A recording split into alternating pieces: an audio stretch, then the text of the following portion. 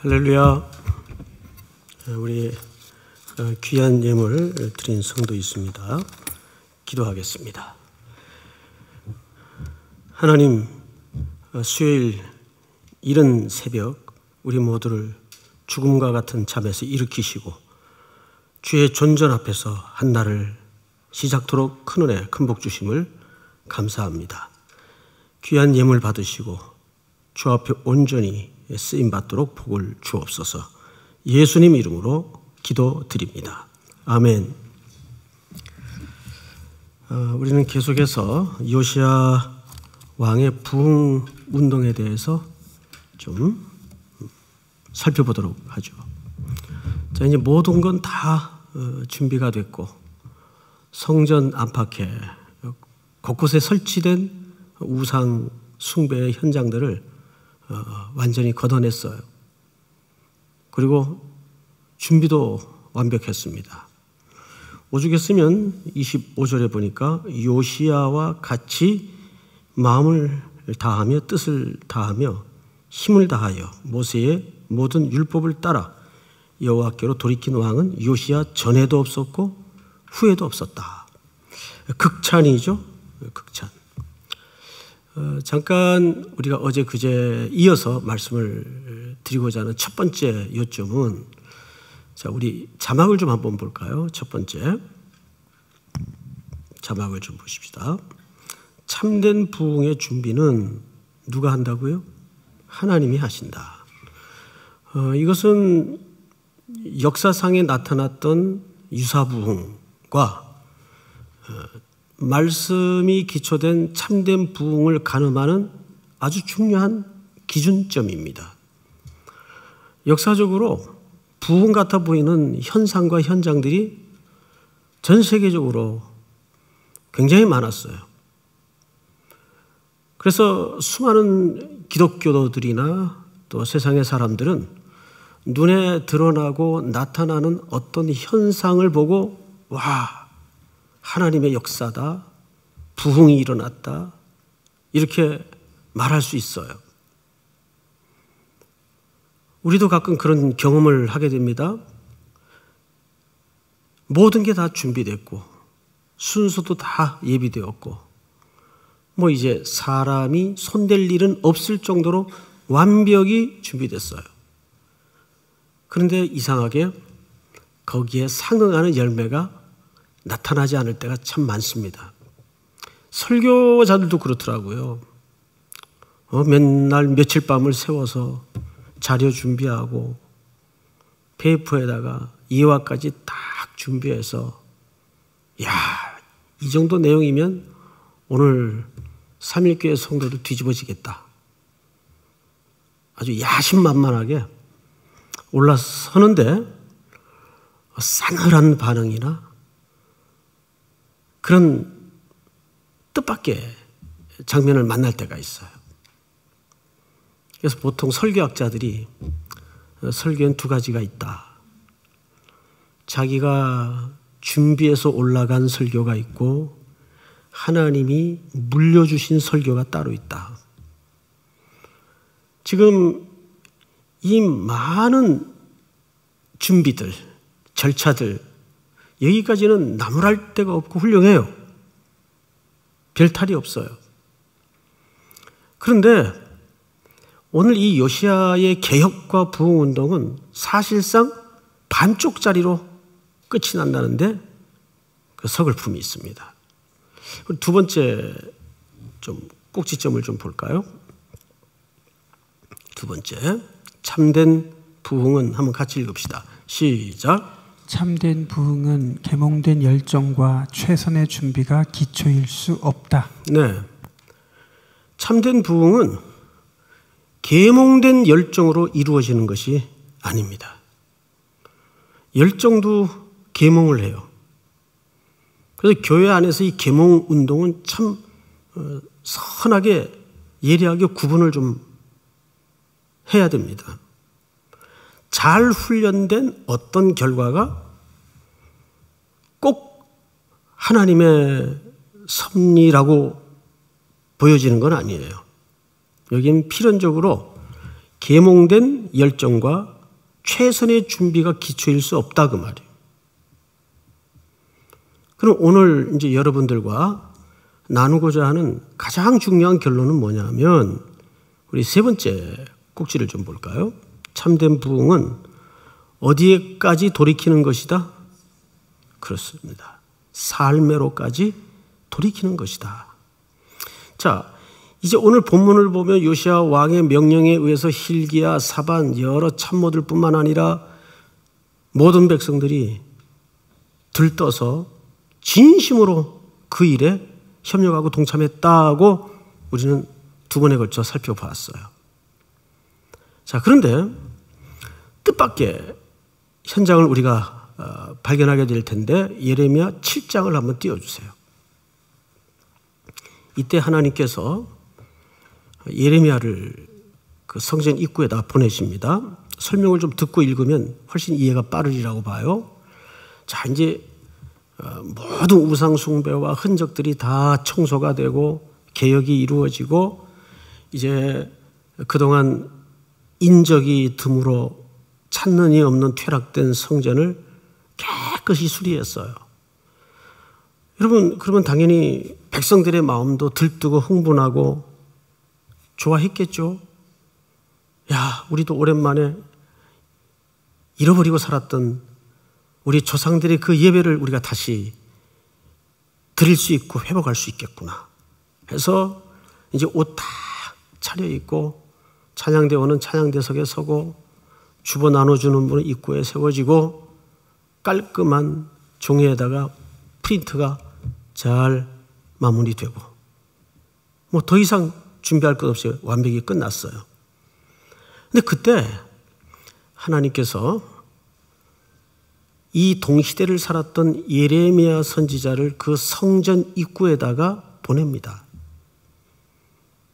지금 이 이야기는 그래서 예레미야가 그렇게 잘 차려입고 이제 오랜만에 회복된 절기를 지키기 위해서 예배자로 들어오는 이 백성들을 향하여 쓴 글이에요. 여호와께로부터 예레미야에게 말씀이 임하니라 이르시되 시작. 이 말을 선포하여 이르기를 여호와께 예배하러 이 문으로 들어가는 유다 사람들아 여호와의 말씀을 들으라. 만군의 여호와 이스라엘의 하나님께서 이와 같이 말씀하시되 너의 길과 행위를 바르게 하라. 그리하면 내가 너희로 이곳에 살게 하리라. 너희는 이것이 여호와의 성전이라 여호와의 성전이라 여호와의 성전이라 하는 거짓말을 믿지 말라.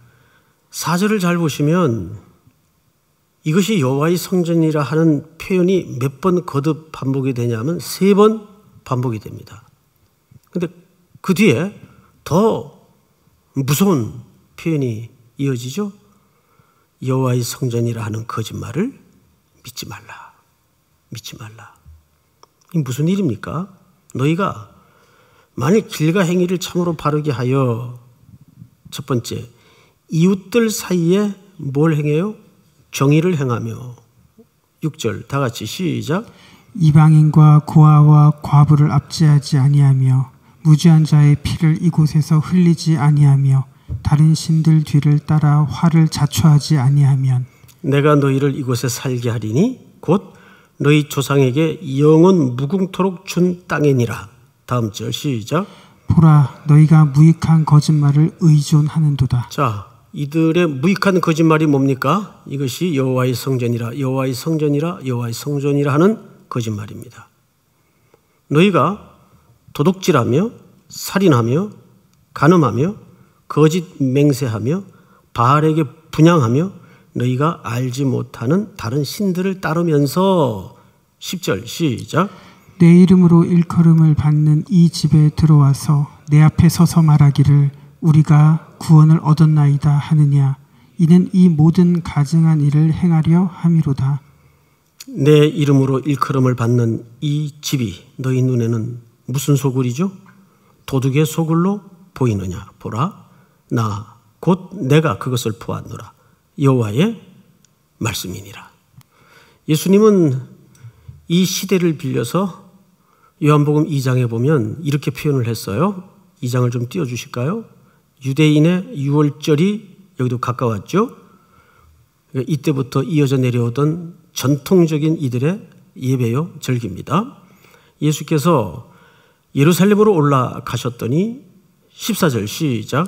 성전 안에서 소와 양과 비둘기 파는 사람들과 돈 바꾸는 사람들이 앉아 있는 것을 보시고 15절 노끈으로 채찍을 만드사 양이나 소를 다 성전에서 내쫓으시고 돈 바꾸는 사람들의 돈을 쏟으시며 상을 엎으시고 시작.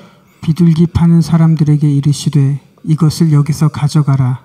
내 아버지의 집으로 장사하는 집을 만들지 말라 하시니. 지금 하나님의 성전이 도둑의 소굴이 되어서 신약에서는 뭘로 소개되고 있죠? 장사하는 집, 장사하는 집. 유럽 교회를 혹시 이제 관광 겸 가보실 기회가 있으면 유럽의 교회는 교회래야 개신교를 말하는 것이 아니고 구교를 얘기합니다. 그 당시 그런 어마어마한 조각물로 그런 위용당당한 건물을 짓기까지 얼마나 많은 성도들의 혈세와 착취가 벌어졌을까. 그 수백 년 전에. 그리고 지금 그 안의 풍경은 전부 그 조상들이 물려놓았던 그 건물 안에서 다 장사가 이루어지고 있어요. 다 장사해요. 여러분, 예수님도 이 요한복음 2장에서 그래서 이거 헐자 그랬어요. 헐자. 내가 사흘 만에 일으키리라. 자기 육체를 가리켜 말씀하심이라. 바리새인들은 깨닫지 못하더라. 그 말이 무슨 의미인지 몰랐어요. 자, 우리는 예레미야서를 통해서 요한복음을 통해서 살펴본 바로는 뭡니까? 요시야 왕의 개혁은 눈에 보이는 가시적인 단행은 이루어졌는데 어디까지 이어지질 못했습니까? 삶으로까지 이어지질 못했어요. 여전히 자기 프레임에 갖추어져서 자기 렌즈를 끼고 모든 신앙함이 탐욕에 붙들려 있고 주관적인 시각에 매여져 있고 무자비하고 최근에 작고하신 모 그룹의 회장님의 일대기와 그분의 장례의 절차가 굉장히 그 세인들 속에서 지금까지 회자되고 있어요. 정말 세상이 원하는 건 뭘까요? 그런 하나님이 가장 사랑하는 하나님의 형상대로 지음받은 인간에 대한 존엄한 가치와 인간에 대한 사랑이에요. 난 그분이 예수를 믿는지 안 믿는지 그건 잘 모르겠어요. 그런데 우리 한국의 교회가 정말 모든 탐욕을 걷어내고 돈의 위력을 걷어내고 하나님 앞에 참된 부흥을 경험하려면 사도들이 고백으로 외쳤던 그 사도행전의 위대한 외침이 다시 복원돼야 됩니다. 내게 은과 금은 없거니와 내게 있는 것으로 명하노니 곧 나사렛 예수의 이름으로 걸으라. 참 부끄러운 얘기지만 어쩌다 한국교회는 지금 내게 은과 금은 없거니와 이 말을 못하게 돼 있어요. 자본의 논리에 빠져 있고 만몬의 위력에 사고방식이 녹아져 있고. 그럼 어떻게 해야 될까요? 우리 마태복음 4장 17절을 한번 마지막으로 볼까요? 한번 같이 읽읍시다. 시작. 이때부터 예수께서 비로소 전파하여 이르시되 회개하라 천국이 가까웠느니라 하시더라. 굉장히 중요한 말씀이죠. 이 말은 이 본문은 마틴 루터라는 분이 종교개혁을 일으키게 된 굉장히 중요한 감추어진 보석 같은 본문입니다. 루터는 이 본문을 밝혀내기까지 그냥 평범한 한 수도사에 불과했어요. 그 사람이 누군지 잘 몰랐어요, 사람들이. 그런데 루터가 이 본문을 원문으로, 헬라어였겠죠? 예수님은 당시 아람어를 사용했겠지만 그 예수님 시대의 모든 신약의 기록은 헬라어로 기록되지 않습니까? 그럼 마틴 루터가 수도사로서 이 헬라어를 연구하다가 어느 부분에 로마 가톨릭이 무서운 역사적 오류를 범하고 있다는 사실을 깨닫게 됩니다. 전파여 이르되 회개하라, 회개하라. 지금은 바로 잡혔지만 이 회개하라는 말을 그때까지만 해도 로마 가톨릭은 고해성사하라 이렇게 번역을 해놨어요.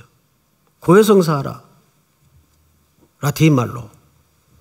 그런데 루터가 성경을 읽다가 이 본문을 보니까 이게 고해성사라는 말이 아니라 말 그대로 아버지께로 돌아오라, 회개하라. 조용히 기도 끝에 결단을 하고 그는 성당 문 앞에다가 그렇게 역사적인 요원한 불길이 되어서 한 시대를 불태울 줄 전혀 예상하지 못한 채 95개 조항을 내걸게 됩니다. 유일한 초점은 하나였어요. 참된 말씀으로 돌아가자는 주장이었어요. 무슨 교회를 공격하거나 가톨릭 교회를 반대하는 이런 내용이 일체 없습니다. 교회 안에서 예수의 이름으로, 하나님의 이름으로 벌어지고 있는 모든 것들을 전부 묶어서 하나님의 말씀으로 돌아갑시다. 여러 이야기를 할 수 있지만 정말 우리가 본질을 안다면 저와 여러분과 한국교회는 하나면 됩니다. 하나면. 그게 무엇이어야 할까요? 하나님의 말씀으로 돌아가는 일입니다. 그것이 요시야 왕이 짚었던 개혁과 부흥이 백성들의 삶의 자리로까지 이어지지 못할 때 나타난 경고였어요. 내 아버지의 집을, 장사하는 집을 만들지 말라. 삶은 바꾸어지지 않는데 형식적인 예배는 점점 더 강화되는 이 아이러니가 종교라는 이름으로, 신앙이라는 이름으로 벌어진 거예요. 그렇게 돼 있어요. 종교는 늘 과잉이 되고 과열이 됩니다. 우리는 담백한 마음으로 늘 이른 아침을 깨울 시간쯤이면 이 자리에 앉아서 오늘도 하나님의 말씀이 나에게 차곡차곡 뭘 지적하시고 뭘 말씀하시고 어떻게 하기를 원하시는가. 주여 말씀하옵소서. 종이 듣겠나이다. 리스닝을 말하는 게 아니잖아요.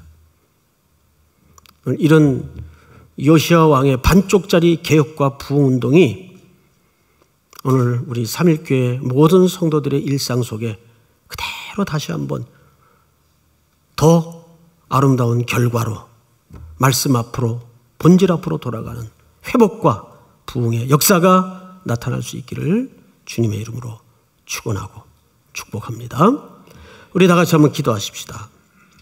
두 가지 제목을 함께 기도하면 좋겠어요. 오늘 1부, 2부 수요 예배가 있죠. 세우신 하나님의 종들에게 말씀을 들려주시고 그 말씀 앞에 우리는 순복할 수 있도록 우리의 의지까지도 주님 앞에 내어놓습니다. 감당케 하옵소서.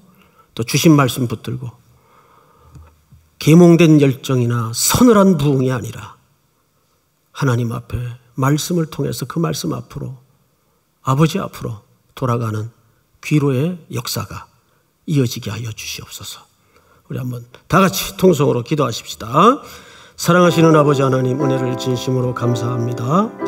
오늘도 우리들에게 나타난 이 귀한 진리의 말씀 앞에 우리가 더욱더 주님 앞에 세움을 입도록 도와주시옵기를 원합니다. 주시옵소서.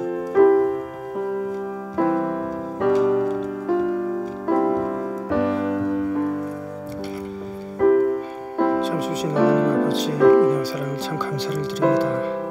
하나님의 부흥을 사모하며 오늘 저희들에게 주신 말씀을